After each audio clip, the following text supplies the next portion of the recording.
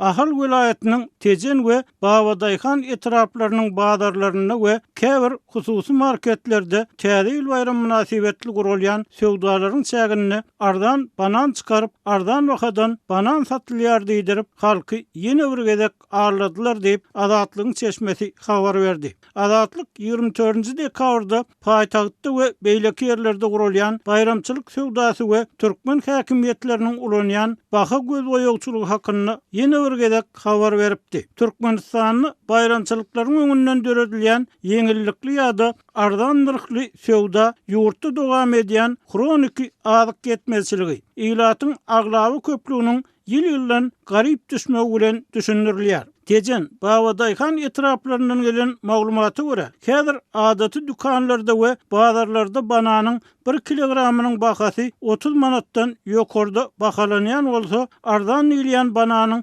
kilogramy 24 manatdan satylýar. Bazarlara aylanan habarçymyz adamlaryň uly nowaty goşulyp, az hem bolsa ardan bananyň satyn almagy çalışýanlyklaryny, ýöne bananyň göýekdigini, saralyp ýetişmeýänligini habar berdi. Satyjylar aljylaryň pişmedik banan baradaky soraglaryna jogap berip, täze ýyl bayramyna çenli iýmän saklasaň özü durup saralýar diýerler. Çäkli meçhurda satylýan önüm 2 kilogram diýilip adam başyna 5 sany banandan goýberler. Emma onu öýe getirip çekenler 2 kilogram diýilen bananyň 1,5 kilogram bolup çykýanlygyny aýdýarlar. Men 2 kilo diýilen 1,5 kilogram gök banana 48 manat töredim. Egerde adaty satyjylardan saýlap 1,5 kilo banan alan bolsam, ol maňa 45 manada düşjekdi. 2 kilogram diýip 1,5 kilogram gök bişmedik banany 48 manada satdylar. Deyip Azatlygyň söhbetde aýtdy. Aýrarlykda gurlaşan ýaşaýjylar ilatyň ardan ýylýan harytlara gaty zardygyny aýtdylar. Bir ýerde ardan azyk bar diýilse, adamlar muňa ynanyp bir-birinden öň satyn aljak bolup basa-baslyk döredýärler. Hut sugun döwlet dükanlary halka 1 kilogramy 35 manat bolan ardan doň et satdylar. Deyip başga bir ýaşaýjy aýtdy. Onuň tasdiklamagyna görä, ardan we süňküsü üstesinde ýagly etden satyn alan adamlar öýlerine baryp özlerine göýgören, ýyslanyp başlagan etin satylanlygyny görüp gahar gadaba mindiler. Könülün et satan döwlet dükanlary ýerine getirilen etleriň, ýagny satylan harydyň ýerine gaýtarylyp alynmaýanlygyny aýtdylar. İlki ardan etten satyn almaga näçe adam baran bolsa, ýene son sorak adam alan etini ýerine getirdi. Deyip bu vaka şaýat bolan ýaşaýjy aýtdy. Onuň sözlerine görä, gadaba bilen ýaşaýjylar dükan satyjysynyň awtulawynyň aýnasyny nöwdiler. Netijede howpsuzlyk aladalar sebäpli ady, ýer aýdylmaýan çeşmeleriň tasdiklamagyna görä, döwlet dükanynyň satyjysy üýşen adamlaryň gadabyndan çekinip öz satan ýysly, zaýalanyp başlagan etlerini ýerine gaýtaryp almagy mejbur boldy. Habarçymyz bilen söhbetde bolan adamlar ýurtda hakykat ýüzünde halk saglygyny alady diýen ýolbaşçynyň ýokdugyny öňe sürdiler. İl saglygy ýurt baýlygy diýen ýaly ýazgylaryň ählisini köçelerden aýyrmaly diýip bir ýaşaýjy aýtdy. Dermanhanalaryň agdyny dörýän nowatlarda adamlar döwlet dükanlaryna satylýan süňksüz könülüp başlayan ýagly eti ýeňleriň köpüsiniň näsaglyk tapynýanlygyny aýdýarlar. Emma bu aýdylýany resmi taýdan tasdiklatmak ýa inkar etdirmek mümkinçiligi ýok diýip habarçymyz ýazdy. Azatlygyň paýtagtdaky habarçysy 24-nji dekabrda bazarlardaky sowdanyň haýarlygyny, aljylarda täze ýyl höwesiniň pesligini habar berdi. Bu habary Tejennäki Babadayhanaky çeşmeler hem tasdiklýar. Häzir bazarlara barsaň satyjy kende alyjy ýok ýa-da gada az. Satyjylar şu ýyl sowda pes adamlar täze ýyl bellemejekmika diýip alada galýarlar. Deyip söhbetdeşimiz ýöneki adamlaryň köpüsiniň bayramçylyk satşagyny bedemekden geçen zerur dermanlar üçin pul tapman kösenýänligini gurrun berdi. Söhbetdeşlerimiziň biri häzir begenlerjek bolup aýaz baba gelýär diýsen, aýraçylyk ýararly kakam haçan gelýär, ejem haçan gelýär diýip soraýan çağalaryň köpelenligini aýtdy. Azatlygyň çeşmeleri bayramçylyga gawat gurulýan emeli ardanlaşyklaryň hosarsyz telekeçileri agyr diýen ýetirýänligini, ýöne sowdanyň hökümete ýakyn hasaplanylýan adamlaryň dükanlaryna peýdali, girdejili bolup galýanlygyny aýdýarlar. Az sanly gruply adamlaryň sowda edýän dükanlaryna adata adamlar barıp bilmeýär. Ardan wakadan satylýan eti we meýeleri hem köp adam diňe täze ile gabat alyp bilýär. Galan wagt 60 manatdan apelsin, 160 manatdan et satyn almagy köp adamyň puly ýok. Ýurt çeýle ýagdaýa geldi diýip bir ýaşul aýtdy. Bu ýagdaý aýdylmagyna görä hökümet tanqidleýän adamlaryň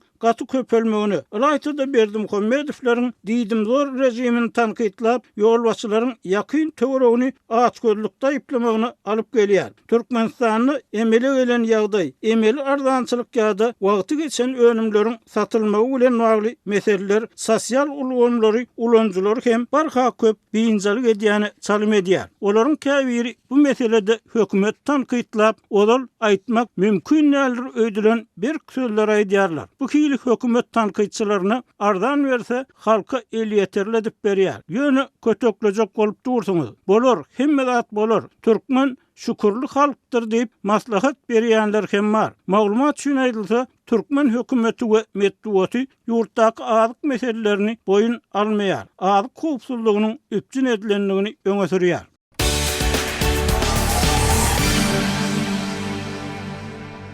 Täze ýylyň öňü tiresinde paýtagtyň we welaýatlaryň arasynda gatnaýan otlulara we uçarlara bilet gytçylygy güýçlendi. Adatlyň habarçylarynyň we çeşmeleriniň maglumatlaryna görä kassalarda biletler tapdyrmaýarka üstüne para berilip satyn alynýan biletleriň bahasy resmi nyrkdan ençeme esse ýokarlanypdyr. Aşgabatyň we Balkan welaýatynyň uçar we demir ýol kassalaryndaky ýagdaýdan habarly çeşmeleriň söýlerine görä bu aralykda gatnaýan uçarlara biletleriň döwlet bahasy 140 manat, otly biletleriniň nyrky plaskart wagonlarda 30 manat, kupe 60 manat. Emma bu bahadan kassalarda bilet ýok. Biletleri online görnüşinde hem satyn alyp bolmaýar. Biletleri diňe tanışlyk üstü bilen para berip tapyp bolýar diýip çeşmeler aýdýar. Olaryň söýlerine görä uçar biletleriniň bahasy 1700 manada, otly biletleriniň bahasy 500 we 800 manat aralygynda durýar. Şeýlelikde Merkezi Bankyň kursy boýunça $40 uçar bileti 485 Amerikan dollarynyň gymmada düşýär. Çeşmeleriň söýlerine görä şunlar paýtagt we welaýat merkezleri aralygynda ýola düşmekçi bolýan adamlarda iki sany mümkinçilik bar. Ýagny uly mukdarda para berip tas 10 esse ýokary bahadan bilet satyn almak ýa-da wagonlaryň geçelgelerinde durup gitmek. Ýöne ingen oňoýsuz bu şertlerde seýahat etmek üçin hem biletiň resmi nyrkyndan ençeme esse köp pul bermeli bolýar. Para berip bilet almak mümkin. Şeýle-de otly biletsiz wagonlaryň geçelgelerini hajatxanasyny dik durup gaýtmak mümkin. Munyň üçin bolsa bir adam üçin prowadniga 400 manat bermeli. Diýip Balkanly çeşme 25-nji dekabrda gurrun berdi. Bilet gytçylygynda paýtagtyň we Balkan welaýatynyň arasynda gatnaýan otlularyň ýolagçy gatnatmak mümkinçiligi artdyrylypdyr. 20-nji dekabrdan goşmaçy otlu wagonlary köpeldildi. Ýöne goýulan wagonlar adamlaryň talabyny ödemeýär. Her gün Aşgabat, Türkmenbaşy uğru boýunça adından 2 otlu gatnawyny ýola goýmaly. Emma häzir diňe biri bar. Diýip çeşme aýtdy. Transport uğru boýunça işleýän çeşmenin söýlerine görä Türkmenistanda dekabrın ortalarından başlap içerki gatnawlara agram artýar. Ilatyň transporta talaby adatdakysyndan ençeme esse köpelýär we demir ýol wagzallary hem-de howa menzilleri ýolagçydan dolýar. Çeşmenin söýlerine görä bu ýagdaý paýtagtyň we welaýatlaryň ählisiniň administrativ merkezleri bilen arasyndaky transport gatnawyna degişli. Aşgabatdan da soğuda 3 otly gatnaýar. Emma adyndan 8 otlynyň gatnamagyna talap bar. Lewap welaýatyna diňe 2 otly gatnawyna goşmaça 4 tany ýolagçy wagony goşuldy. Bu bolsa Aşgabat amy derýa uğru boýunça bar bolan talapdan 10 isse az. Şeýlelikde adamlar 1100 kilometr aralygynda otly wagonlaryň geçelgelerinde dik durup gitmeli bolýarlar we şeýle kösençlik üçin hem 500 manat para berýärler. Diýip çeşme aýtdy. Paýtagtyň demir ýol wagzallarynda şunlar bilet satyn almak üçin baran adamlaryň arasynda nägilelik artýar. Adatlyň paýtagtdaky habarçysy ýagdaýdan açyk narazylygyň köpelýänligini, nowatda duran adamlaryň käte öz gaharyny bir-birinden çykarýanlygyny gurrun berdi. Protestler we ýakalaşmalar bolýar. Bilet üstünde uly narazylyk. Demir ýol müdirliginiň Mahdumguly köçesiniň ugrundaky baş binasynyň öňünde müňläp adam toplanýar diýip habarçy 25-nji dekabrda aýtdy.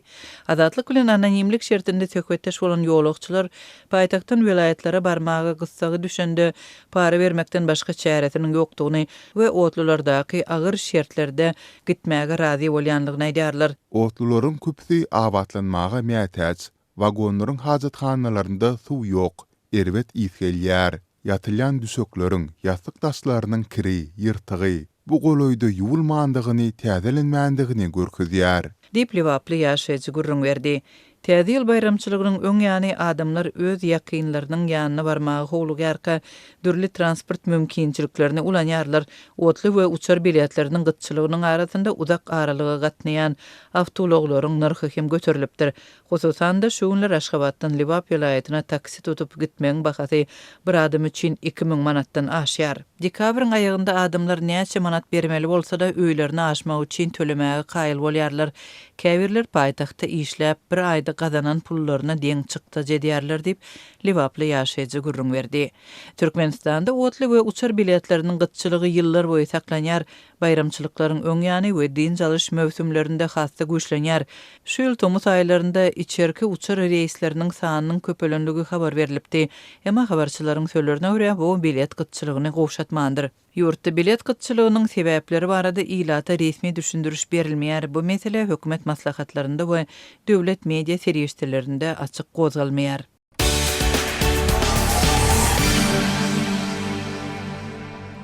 Öten akşamyň dowamında Russiýanyň Krasnodar ülkesindäki Temrük portuna edilen bir näçe dron hüjümünden soň ýalňyç saklanylýan uly ambarlarda ýangyn döredi we käbir tenagat etgalaryna zeper ýetdi diýip Sowet häkimetleri we Rus medeniýeti 25 dekabrda ýerden habar berdi. Krasnodar tebitiniň operativ stabynyň maglumatyna görä, hüjümden soň portda newit önümlerini saklayan 2 rezerwuar odaldy. Ýangyn takminan 2400 metre ýaýrady. Detlapky maglumatlara görä adam pidasy ýok. Yerli neşirleriň paýlaşan video ýazgylarynda kenar ýakasynda ýerleşýän newiti gaýtadan işlemek meýdançysy ýaly bolup görünýän ýerde ot alawlarynyň ýokary galýandygy görünýär. Ýangany söndürmäge 10 adam we 18 tany tehnika, sol sanda adatynda sara ýagdaýlar ministrliginiň işgärleri çekilipdir. Resmiler Seylehem Serbinovska etrawynyň Nikolaevka owasynyň goloýundaky bir kärhananyň önümçilik binalaryna we owu goýuluk tehnikalaryna hem zeper ýetendigini aýtdylar. Russiýanyň Gorunmak ministrligi 25 dekabra geçilen gize 141-den 170 selini Ukrain dronunyň urulyp düşürilendigini öňe sürdi. Beýanata görä olaryň 7-si Krasnodar ülkesiniň üstünde, ýene bir näçesi Moskwa we Bryansk tewitleriniň asmanynda ýok edilipdir. Moskwanyň häkimi Sergey Sobyanin paýtagty tarap uçýan 8 dronuň öňüniň alnandygyny aýtdy. Ukrain resmiýetleri Temrükdaky zarba barada entek tesbir bermediler. Bu aýdylanlary garaşsyz ýagdaýda tasdiklatmak hem başartmaýar. Şeýle-de bolsa, soňky aýlarda Ukrain güýçleri Russiýanyň energiýa we ulug infrastrukturasyny nysana alýan, uzak aralyga niýetlenen dron operasiýalaryny dowamly geçirýär. Şu aýyň başynda Kiýew bilen ilteşikli dron birikmeleri Krasnodar ülkesindäki Taman neft-gaz neft terminalyna zarba urdy. Mundan başga 9 dekabrda Temrükdaky suwuklandyrylan gaz terminali Ukrainanyň howpsuzlyk gullugynyň, ýagny SBU-nyň amala aşyrandygy aýdylýan hüjüme tezewar boldy. Sol bir wagtda frontçylygynyň beýlik tarapynda Russiýanyň güýçleri giýjanyň dowamında Ukraina garşy dronlaryň uly tolkunyny atdy. Ukrainanyň harby howa güýçleriniň maglumatyna görä, Russiýa ýurduň Kursk, Oryol we Primorsko-Akhtarsk sewtlerinden, şeýle-de okupirlenen Krimdan we Donetsk sewtiniň käbir bölüklerinden 131 tany hüjüm dronuny atandygyny aýtdy. Olaryň arasynda Iranda öndürilen sahet kysymly we yerli ýasalan geran görnüşli pilotsuz enzamlarynyň hem bolandygy bellenilýär.